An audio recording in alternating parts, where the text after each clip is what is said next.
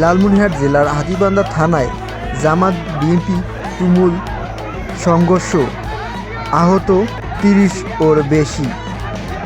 জানা যায় জামাত এবং বিএনপি উভয় রাজনৈতিক প্রচারণায় গেলে তাদের মধ্যে বাকবিতণ্ডায় জড়ায় এবং এতে মারামারিতে রূপ নেয়। এতে ৩০ জনেরও বেশি আহত হয়।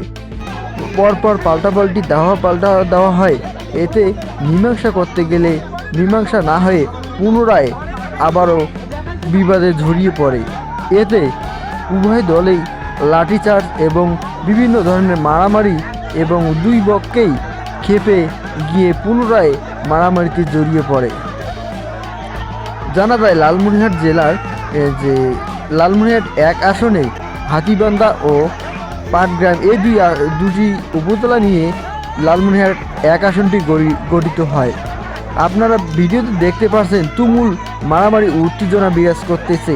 একে লালমনিরহাট জেলায় জামাত বিএনপি তুমুল সংঘর্ষ হয়। এতে করে সাধারণ মানুষ কি নিচ্ছে।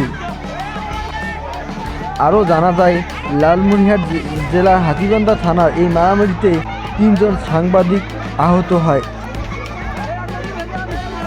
উভয় পক্ষে পাল্টা দেওয়া হয়। এক পর্যায়ে প্রথমত ৩টি মোটরসাইকেল ভাঙার মাধ্যমে শুরু হয় এই হামলা, অনাকাঙ্ক্ষিত হামলা।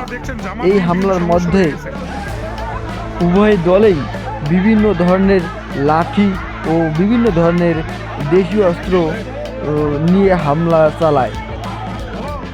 এতে দেখা যায় উভয় দলেই পরপর পাল্টা দেওয়া শুরু হয়।